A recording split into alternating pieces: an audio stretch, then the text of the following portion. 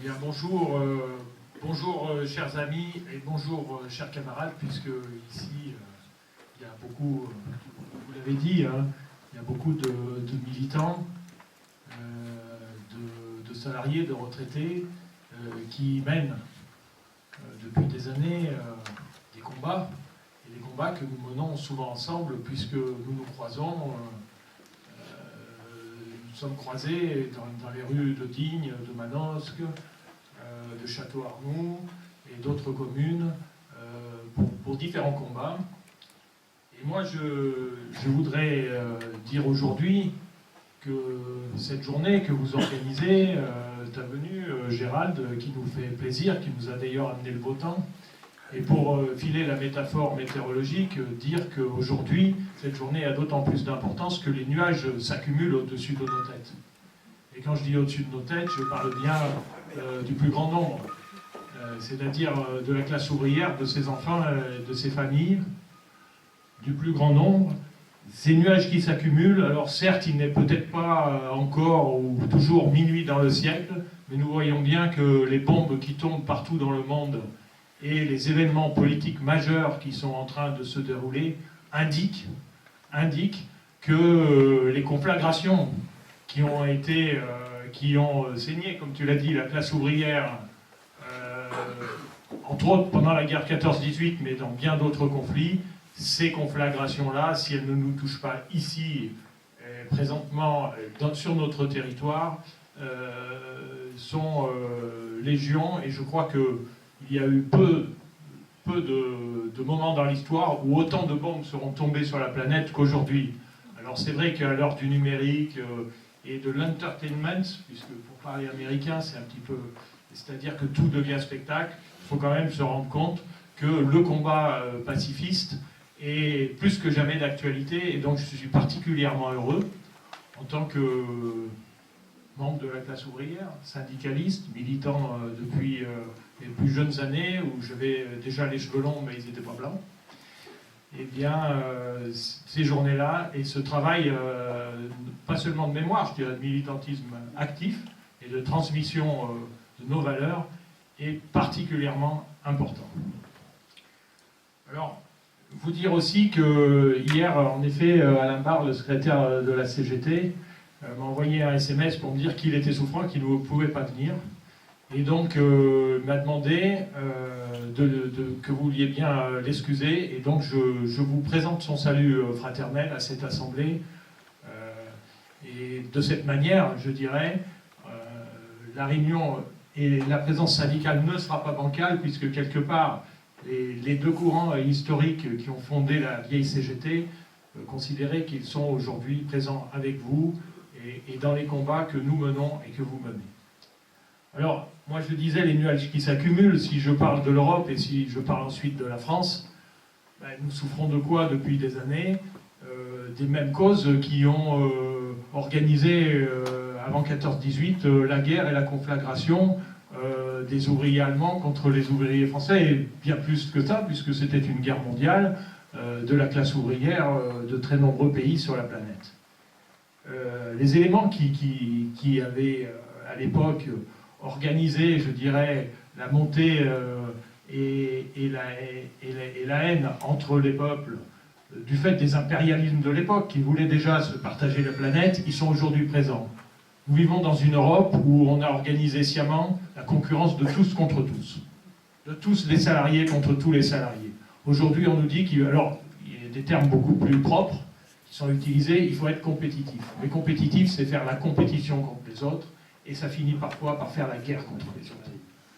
On a vu la haine qui s'est développée, c'est la faute aux Grecs, c'est la faute aux Allemands, c'est la faute aux Français, c'est la faute aux Espagnols. C'est des choses que nous entendons, ce sont des nuages qui s'accumulent contre nous, et nous avons, de ce point de vue, nous, organisation de militants, organisation syndicale, organisation politique, bien qu'aujourd'hui, c'est très difficile de parler comme ça, parce que ce qu'on entend des organisations politiques n'est pas très joyeux en termes de maintien des valeurs, je dirais.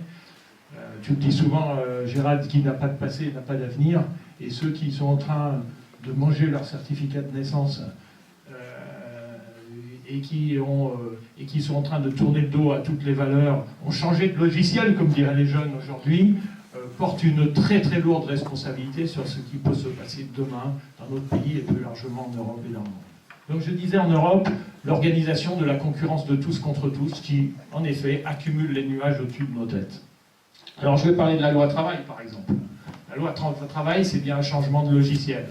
Alors que pendant des générations, nous avons essayé de constituer un socle et un droit commun aux salariés, justement pour qu'on n'organise pas une concurrence effrénée, un dumping social, comme on dit aujourd'hui, entre les salariés, pour que justement les conditions de la guerre ne soient plus jamais réunies. Eh bien, ce sont des gouvernements qui se sont appuyés longtemps, des partis qui se sont appuyés longtemps sur la classe ouvrière pour être au pouvoir, qui aujourd'hui organisent le démontage des conventions collectives, qui est le socle commun des salariés. Si vous travaillez dans la métallurgie, avec une convention collective, vous savez que le collègue qui travaille dans l'usine d'en face n'est pas un ennemi. C'est un salarié qui dispose du même socle parce que vous avez négocié avec vos organisations syndicales les mêmes bases pour pouvoir vivre décemment de votre salaire et ne pas être dans une guerre économique permanente, guerre économique qui finit souvent par la guerre tout court. Donc c'est pour cela que mon organisation syndicale, et d'autres aussi, la CGT, et que nous avons manifesté ensemble et fait la grève pendant plus de 6 mois et que nous nous battons encore sur le terrain juridique pour ne pas faire passer cette loi. Je rappelle, parce qu'on me dit souvent, mais ce qui est important, c'est que les syndicats soient tous ensemble. Ce qui est important, c'est qu'ils soient ensemble pour des revendications qui sont justes. Parce que le grand syndicat aujourd'hui qu'on veut nous propulser et qui sera aidé pour devenir le premier, disons, syndicat de France, mais ça c'est pas encore réalisé, les syndicats issus du cléricalisme ont non seulement soutenu cette loi de démontage des conventions collectives, mais ils exigent maintenant du gouvernement qu'elle soit appliquée. Ils font plus fort que le gouvernement lui-même, qui s'est d'ailleurs, la majorité s'est déchirée et qui n'a pu faire passer sa loi qu'au 49.3. Donc je crois que ces choses-là ne sont pas détachées de ce que vous faites aujourd'hui. C'est un combat vivant, réel. Moi j'ai beaucoup apprécié, on n'a pas eu le temps d'échanger, Gérald, et quand j'ai vu un petit peu les attendus qui étaient, comment dire, qui préparaient votre journée aujourd'hui, moi j'ai beaucoup apprécié le fait que vous mettiez en lien l'actualité du combat, des jeunes travailleurs, des jeunes salariés, parce que c'est beaucoup la jeunesse qui s'est retrouvée dans la rue, de toutes les générations, mais on a vu que la jeunesse n'était pas du tout inintéressée par ce qui se passait dans ce pays, on l'a vu, bien que des fois ils soient partis parce qu'ils sont attirés par des mouvements parfois violents, parce qu'ils n'ont pas d'avenir et qu'ils n'ont pas de visibilité. Donc on voit que tout ça a un lien profond, et c'est le sens aussi de ma présence aujourd'hui sur le terrain.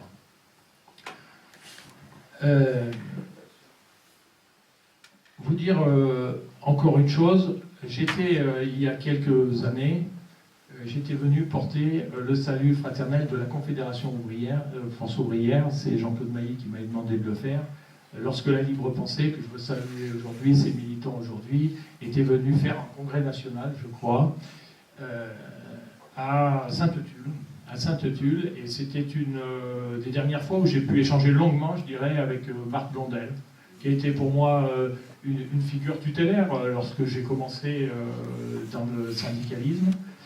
Et je dois dire que ça me rappelle un petit peu cette époque-là, et j'avais été quand même très fier que le département des Alpes-de-Haute-Provence puisse réunir un congrès national de la libre pensée. Pourquoi ? Parce que dans nos organisations syndicales, la construction des esprits, la préparation des esprits pour les combats de demain est particulièrement importante. Et ce n'est pas le syndicalisme tout seul. Vous l'avez dit, il y avait la tradition de l'ouvrier qui avait plusieurs cartes, qui peut faire cela. Nous avons un combat à mener ensemble pour la formation des esprits contre le formatage des esprits. Et ce travail-là, il est d'autant plus nécessaire aujourd'hui avec le numérique, avec tous les moyens technologiques dont dispose le capital pour formater les esprits et pour faire des salariés soit des machines, soit des laissés pour compte, parce que le jour où la machine sera utilisée pour exploiter l'être humain et qu'il n'y aura de travail pour personne, ce qui est déjà vrai dans beaucoup de couches de la société, et bien là aussi, les nuages s'accumuleront un peu plus sur nos têtes. Donc nous l'avons vu au moment des attentats, au moment de toutes les difficultés, l'obscurantisme qui remonte, qui attire, je dirais, les désespérés de la planète, qui attire les désespérés de la planète, ben nous avons un rôle. Alors les organisations ont un rôle dans la formation des esprits libres, et toutes les organisations qui sont là aujourd'hui ont ce même rôle. Nous menons la même bataille, et cette bataille-là, par-delà nos traditions, par-delà nos chicayas et nos différences, nous devons la mener, parce que sinon, nos combats et nos réunions n'auraient strictement aucun sens. Voilà ce que je voulais dire aujourd'hui.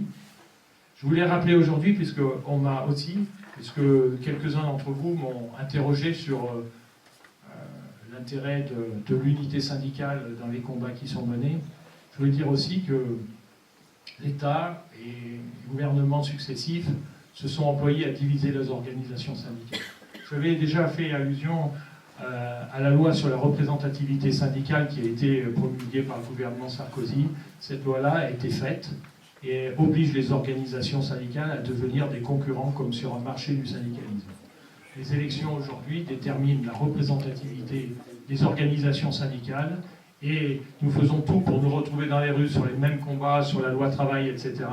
Mais il faut savoir que la loi sur la représentativité, que pour notre part nous avons combattu parce qu'elle interdisait la libre désignation des délégués syndicaux dans les entreprises et qu'elle accolait la désignation à un résultat aux élections, faisait qu'aujourd'hui, on essaye de nous faire d'abord basculer d'un syndicalisme de l'adhérent, ou qui paye commande, à un syndicalisme de l'influence, où ce sont les votants qui sont parfois adhérents nulle part, qui vont décider de ce que le syndicat devra dire et devra faire. Et c'est extrêmement grave, on ne l'a pas mesuré à l'époque, et moi je le redis aujourd'hui, c'est ce qui ne permet pas d'ailleurs aujourd'hui de maintenir un front commun contre la loi travail, puisque dès aujourd'hui, nous devons chacun dans notre côté nous battre pour être le plus beau, le plus fort aux élections des très petites entreprises, que sais-je. Alors je le fais comme les autres parce que j'ai un mandat pour défendre l'organisation syndicale qui m'a élu au niveau départemental, mais je vous le dis, je ne suis pas dupe. C'est une loi qui a été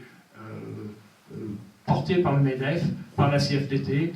D'autres y sont partis pour des raisons que je ne veux pas savoir, mais il faut savoir que ça pèse toujours et que ça organise la division sciemment construite des organisations syndicales contre les coups qui pleuvent tous les jours contre les salariés. Voilà. Donc il faut le savoir. Moi déjà, je vous remercie. J'ai parlé du travail de mémoire. Donc ensemble, en effet, il faut dire et répéter aux jeunes générations, à tous ceux que nous voyons dans nos combats, pour les jeunes générations, maudite soit la guerre. Merci mes chers collègues. Merci Stéphane.